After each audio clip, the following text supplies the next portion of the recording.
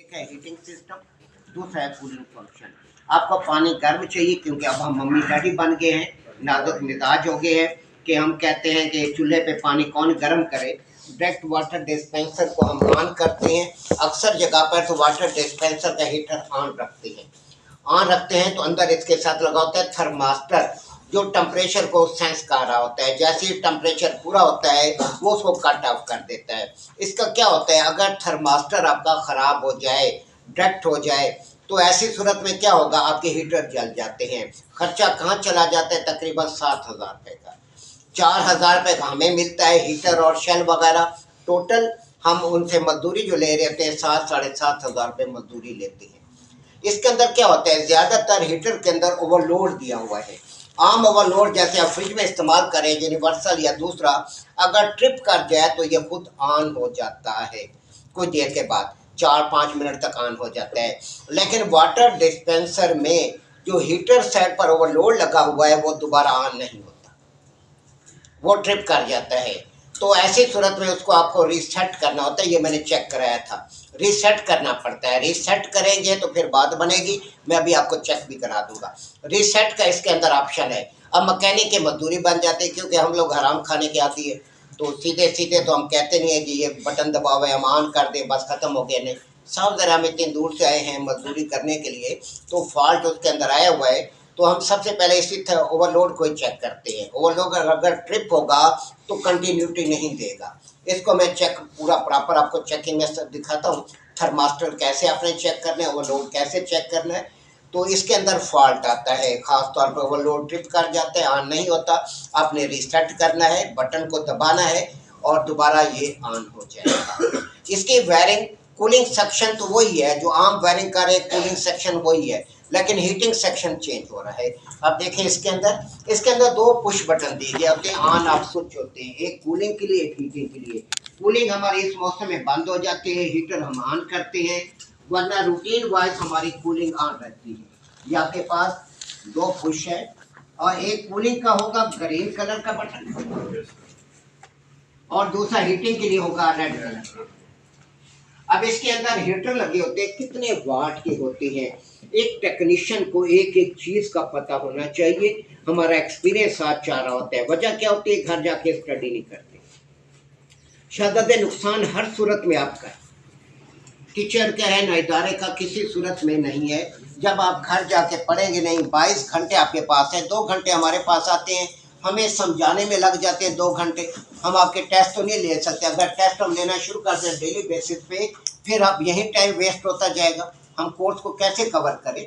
अब हमारे पास बच्चे नहीं होते कि नर्सरी के बच्चे हों, मेच्योर होते हैं। आपको फ्यूचर बनाना होता है कि अपने पाँव पर खड़ा होना चाहिए। यार यहाँ से काम सीख कर आगे किसी जगह जॉब जाके करेंगे, वहाँ काम आएगा तो कामयाब होंगे, अगले वरना किक मार के बाहर निकाल देंगे, कहेंगे नहीं आपने काम सीखा ही नहीं है।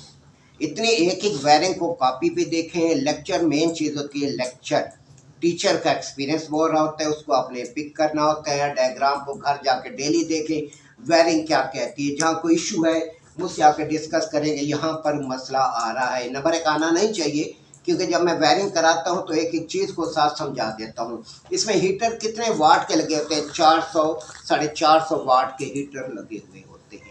अब 1 HP में कितने वाट होते हैं, 746 वाट होते हैं। 1 हॉर्स पावर में 746 वाट होते हैं। अब ये वाट जो लगा हुआ 400-450 वाट है।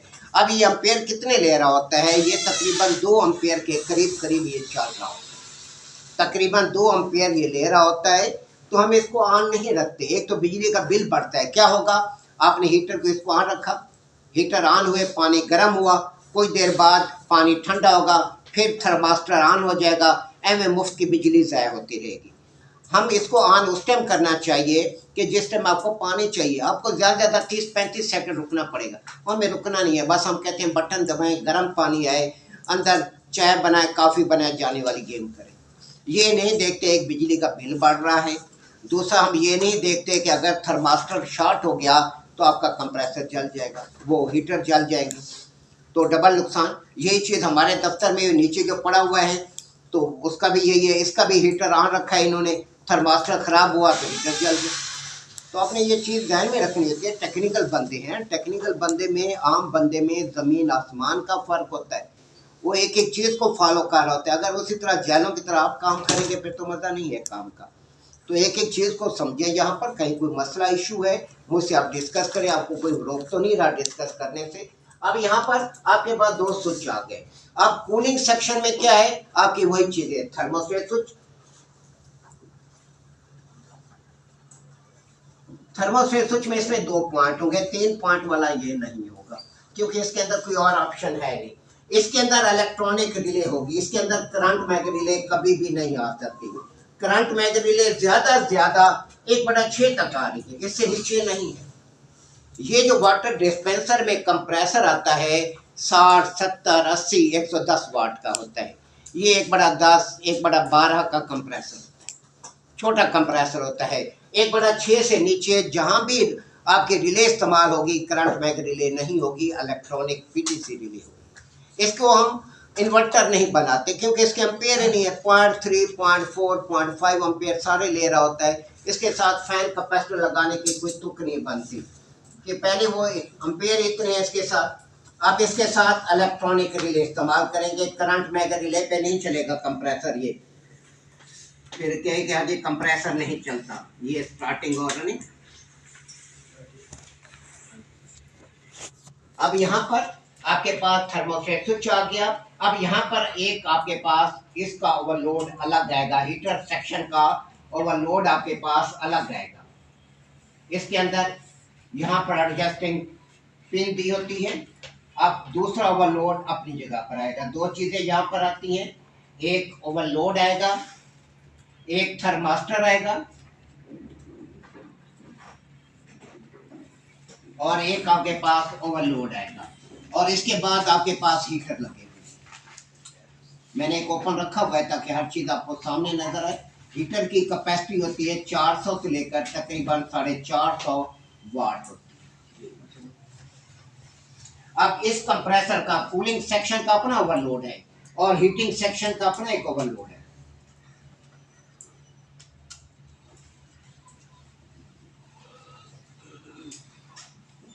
अब जब लेने जाएं तो उन्हें बताएंगे कि मुझे हीटर का ओवरलोड चाहिए, थर्मास्टर चाहिए वाटर डिस्पेंसर का।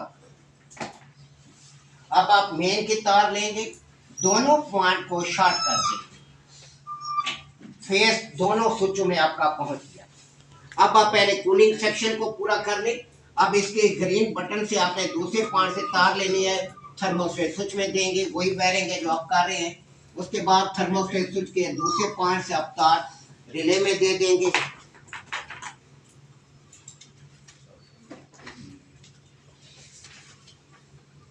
रिले को आपने उसी तरह बाकी की तरह कंप्रेसर के स्टार्टिंग और रनिंग के साथ मिला देंगे।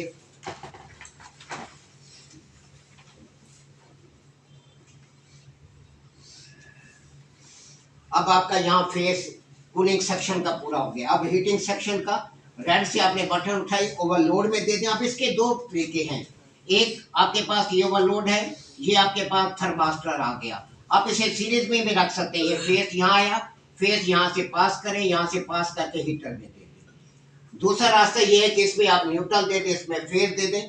जिस तरह आप डील करें दोनों तरीकों से ठीक है वेरी। अब यहाँ से ओवरलोड के दूसरे पॉइंट से आप थर्मास्टर में देना चाहें, थर्मास्टर में दे दें। अगर आप डायरेक्ट इसे हीटर में देना चाहें तो आप डायरेक्ट हीटर में दे दें। इसके बाद आपने न्यूट्रल लेनी है, न्यूट्रल आप थर्मास्टर में दे दें, थर्मास्टर का दूसरा पॉइंट हीटर में दें। अब यहीं से न्यूट्रल आपकी ओवरलोड में आएगी, ओवरलोड का दूसरा पॉइंट कंप्रेसर के कम। अब इसकी वर्किंग पोजीशन, ये काम कैसे कर रहा होगा। अब जब आपको कूलिंग चाहिए, ये बटन ऑन है, कूलिंग चल रही होती है। गर्मी में इस मौसम में हम इसको बंद कर देते हैं। अब आपका कंप्रेसर चल रहा होगा सबका की तरह।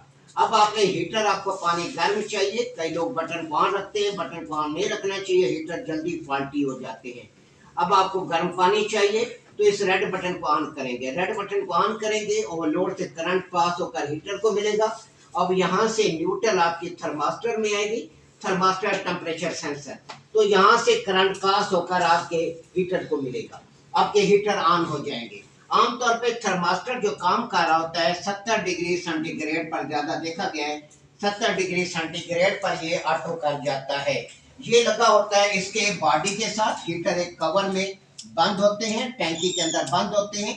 टैंकी की हीट के साथ ओवरलोड लगा होता है, टैंकी हीट के साथ आपका थर्मास्टर लगा होता है। तो जैसे ही टेम्परेचर पूरा होगा इसके पॉइंट डिस्कनेक्ट हो जाएंगे, आपका हीटर बंद हो जाएगा।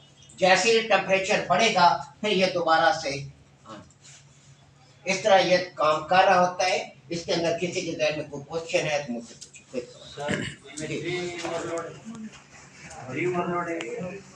ये रिले ओवरलोड कंप्रेसर साथ लगी हुई है। नहीं सर, ये इसमें ओवरलोड लगा हुआ है। अगर ये किसी वजह से हीटर ओवर करंट लेगा तो ये ट्रिप कर देगा, अगर ये ज्यादा गर्म होगा फिर भी ये ट्रिप कर देगा। जी ये जो हीटर के साथ रिले नहीं होगी।